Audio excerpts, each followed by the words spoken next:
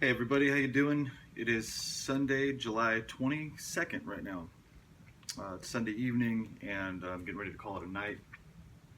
But before I do, I made a post on Facebook earlier that said I was going to read an email that I sent to my local police department to the command staff, the entire command staff. There was like 6 or 7 people on there that were on the website with their email addresses. And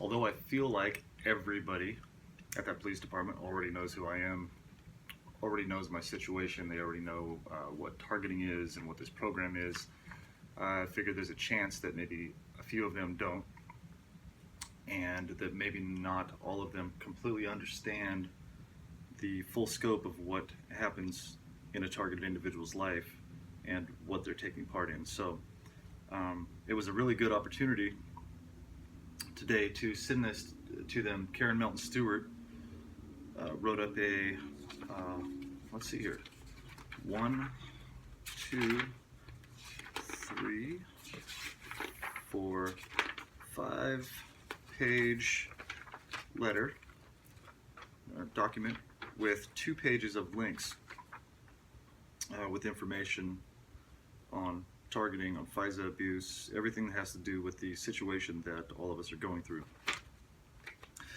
And it's really one of the most solid write-ups on targeting that doesn't include a lot of the, and I don't want to say science fiction type things, but some of the things that happen to us in this targeting are really tough for some people to grasp. So the information in here is about as basic as it gets, not as basic, but as ground level as it gets, and talks about the infrastructure of this entire thing, how it's funded, and there's just a lot of good information in here. It's just one of the best things I've seen written up so far. I read through it twice, and actually Karen sent me an updated version of this, which I forwarded to the police department as well. If some of you have been, well, the people that have been following my videos know that I was arrested on January 4th of 2018, and here it is, July 22nd. I still haven't made it through the court process. I was supposed to go to court last Wednesday to either accept a plea deal or tell them, no, I'm not going to accept a plea deal, and then go to trial and defend my freedom. And it's almost a coin flip now because of some new information that I received, actually from somebody who's become a friend of ours, lives in our area, that gave me some pretty interesting information regarding some of the people involved in my case. That links people together, that kind of proves to me that some people are involved in this targeting more so than I thought. And anyway, what I did was I sent this email. I've got it up here on my computer. I'm going to read it to everyone. And actually, this is, I'm pretty sure some folks at the Avondale PD, maybe Avondale Fire, Goodyear PD, Litchfield, whoever is around this area. I drop off these flyers with a lot of people, and I talk to a lot of people around here, and the community is starting to know my name because I'm out talking to everyone. I even had a lady at Circle K the other day when I was in line. I didn't even remember talking to her, but she said, "Hey, you still out spreading the word?" And I was like, "Yes, actually I am. I was just talking to this guy right behind me." And I'll just get to the email that I sent the Avondale Police Department. So this is what I wrote them today, and I sent this to them earlier this afternoon. Print's a little small, so if I lose track here, bear with me. I am sending this write-up to you on Sunday in hopes that you all read this Monday morning. I have spoken to several of your officers regarding this situation, as you are most likely already well aware of. I am a 15-year Air Force veteran and have sworn to protect the United States from enemies foreign and domestic. My oath will never end, and I am hoping some of you feel the same way. From what I have witnessed, not all of your department understands constitutional rights. As some of you are well aware of, I am a victim of organized stalking, harassment, and slander. I've been sharing my videos on YouTube regarding the situation for almost a year now.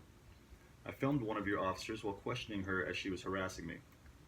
I loaded it to YouTube the first week of November and was arrested 3 weeks later on January 4th of 2018. Some of the officers I've spoken with seem like they genuinely have never heard of this type of thing and seem to have a genuine interest in the phenomenon. Others just laugh at me and call me crazy because they are involved or just unaware. Some have even laughed at me and made fun of what I was trying to pass on to them. The attached write-up was sent to me by my friend and 28-year veteran linguist from the NSA, Karen Melton Stewart. I belong to a group called Targeted Justice that is comprised, that was a weird slip, that is comprised of many influential and credible professionals. There are doctors, lawyers, former intel community agents from FBI, CIA, and NSA. I'm sure they're missing one of those in there, but they have the backing of former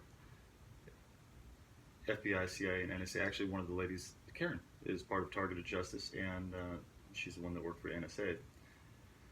The founder of the group is a former NASA engineer who understands the satellite technology used to track us. We know exactly what is going on, and we are not going to stop this fight, as many in our community have already lost their lives. I am trying to be proactive in helping educate police, fire, and EMS to understand what they are actually involved in. Executive Order 13818, which was signed by President Trump, specifically covers this type of government corruption and states that all groups or individuals taking part in this crime will be prosecuted and have all assets stripped from them. Please feel free to read it if you haven't already. When Rod Rosenstein, Peter Strzok, and other traitors from the deep state, compartmentalized classified groups within the intel community, are removed and FISA documents are released, you will all be able to see exactly how this illegal targeting program is funded and maintained. You might be receiving federal funding to facilitate this operation currently, but we'll have it taken away if you are still involved in this crime in the near future. This is no way a threat to your department or any other agency involved in this Stasi-type policing. It is a call out to professionals in enforcement and public service whom at one point in my life I would have given my life for. Please take the time to read this very informative document I have provided, and please contact me with your response. I will be reading the letter attached and my email to you on my YouTube channel. Thousands of people are going to see it, and they all want answers as well. You are welcome to contact me at any time to respond or ask any questions you think might be pertinent. For those of you not aware of this program, I thank you for your service and your hard work out there on the streets. For those of you who are completely aware, please read this carefully, and please read up on Executive Order 13818 and how the FISA Court works. Thank you for your time. I look forward to your response. Sincerely, former Staff Sergeant Michael J. Barden. I give him my phone number. Now, I emailed this to 1, 2, 3, 4, 5, 6, 7, 8, 9, 10 people at the Avondale Police Department. They're all part of the upper echelon, the command staff. And actually, one of these people on this command staff is one of the officers that was threatening to break into my home that was standing on my front porch, digging through my plant, and threatened to lock my house down, come in and search my home for evidence for my son leaving the scene of a crime, which didn't happen because he got in an accident 2 houses down from mine, didn't have a cell phone, walked down to our house, knocked on the door to tell me that he had just gotten in an accident, and then went directly back outside. He was within view of his vehicle, so he didn't leave the scene of the crime. He was coming to get assistance from his dad. But that's kind of going off on a tangent here. I was just saying that, I've already had contact with some of these people. And this goes all the way up to the chief. And I probably should email this to City Hall and the mayor and, keep going. And that's what I'm going to do. I'm going to keep this going. This is a great flyer right here. I mean, it's not even a flyer. It's a small essay. And it really covers what's going on. If somebody in enforcement or public service reads this and doesn't understand or is not interested in this, then there's clearly an issue somewhere in there, that either they're in that position, they can't comprehend this, or they're in that position and they refuse to comprehend this or acknowledge it. And I really, being a former firefighter, being friends with some of these people when I was younger, I worked for the fire department. We were around the police all the time. At the Air National Guard, at our fire department, some full-time police were firefighters during the weekend. They were full-time cop, part-time firefighter on the side, and I got to know some of these guys. One of the guys I worked with was captain at Fresno PD. Another guy I worked with moved on to LAPD. One was Clovis PD, and actually several were. And these are people that I called my friends. And I still have a friend that works for Clovis PD that I haven't talked to in a little while, but we left on good terms. And we just kind of lost communication. And that just tells me, those people could have been aware that some kind of organized harassment happens within the department or outside of their department, and they weren't involved in it, but they just maybe didn't say anything because they didn't want to, become a target themselves or whatever. But I really think that somewhere intertwined in these departments, there are people that just don't know what's going on. I made it through the fire department for 5 years, and I had no idea what organized stalking harassment was. We were at the airport, so we weren't out on the streets too much. We ran mutual aid, so we'd go do brush fires and stuff like that with the city. Mutual aid, so the Air National Guard base and the local fire departments, Fresno City and Fresno County, City of Clovis. If they had an incident where they needed some additional vehicles, we would show up to help out. So we could go on the streets every once in a while, but I wasn't out there enough to see any of the engineers or anything go in code 3 for no reason while they're driving by a car or anything like that. That could have been part of it. So the reason, like I was saying, the reason I wrote this is to pass on this information in a positive way to inform our public servants. I don't mean that in a derogatory way. I don't mean you're our servants, bow down to us. It's just that you get paid with tax money and you do work for the public. And it doesn't feel like that way anymore. It doesn't feel like that anymore. So, but I think that this flyer going out to enough people, going out to enough police departments, kind of like that in the military and the shooting, they call it spray and pray. Put enough of these out there that even if the departments are completely infiltrated, but there's a couple good people mixed in there that aren't aware, if this gets in the right hands, if this gets in the hands of one person that can pass this on to somebody or can start understanding what's really going on with this and how unconstitutional it is, that could be the changing point. So that's what I'm going to do. I started with my local police department directly across the street from my house, right outside my neighborhood. Half of them were over here in front of the house the other day. So, I mean, they know who I am. And gave them my contact information. And I really hope that somebody from that police department, it'd be nice if the chief would call me. And yeah, chief, if you see this, I'd love to talk with you on the phone, or any of your captains, anyone that would like to call and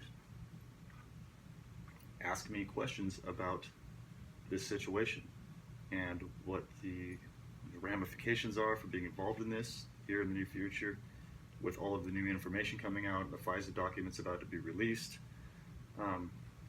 If those documents do get released and all of that FISA information comes out, especially if we can get a list of people that have been illegally targeted, it's not going to be good for the police, fire, and EMS forces out there, along with all of the organized contract groups that are involved in this. And I know that, I mean, at least I know the fire department has a major function in helping people with medical aid, the first responders. They save lives, you know, they cut people out of cars with the jaws of life, spreaders, stuff like that. Put out fires, save people's lives. Those people are professionals with that, and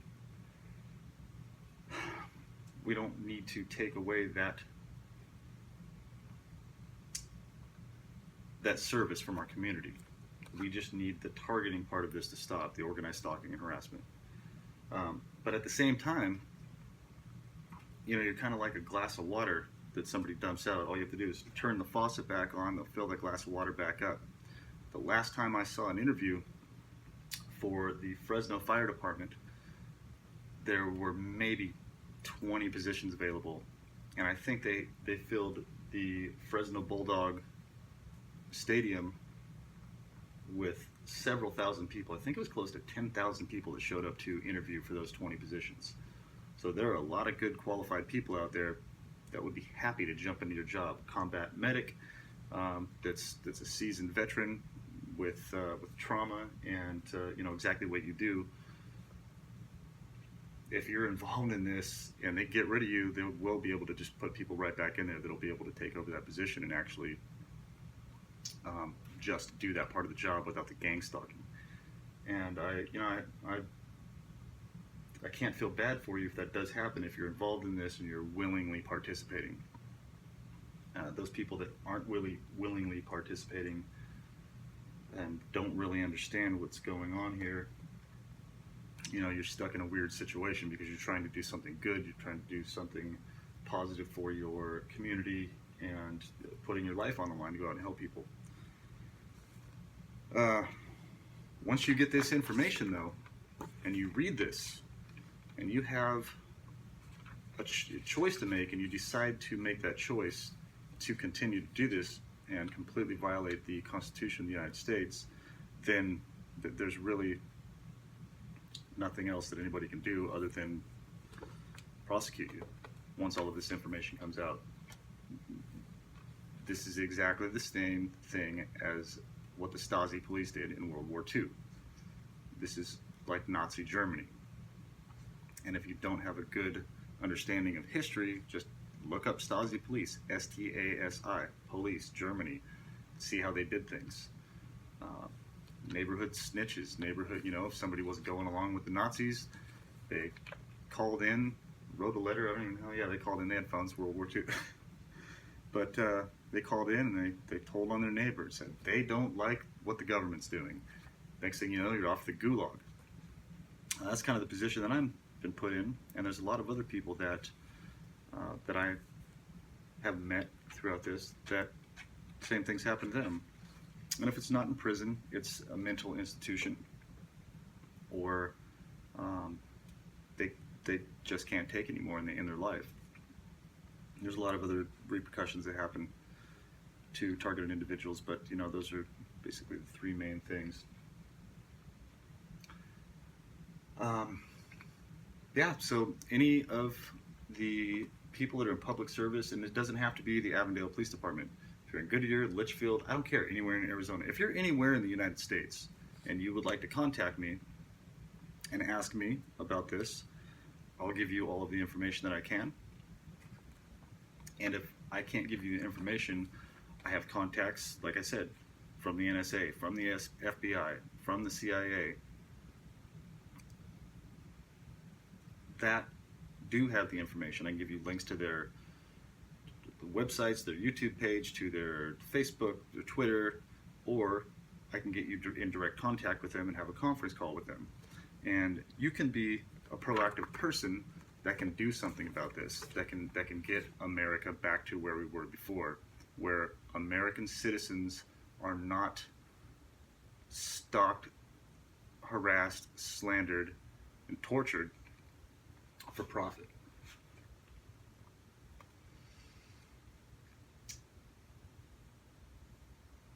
I think I'm just going to go ahead and end my video there. I wanted to make this short, sweet, and it was a little bit longer than I had planned. I'm going to call it a night, but I appreciate everybody listening, and I really hope to get some kind of response from this, some kind of positive response.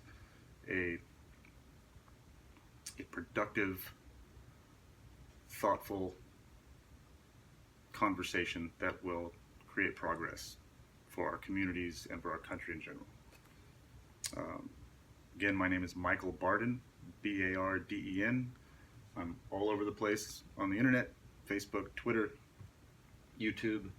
Google my name, you can find me very easy. And I've left the Avondale Police Department my phone number, even though they already have it. So I really hope to hear from somebody. Thank you, Karen, for writing this.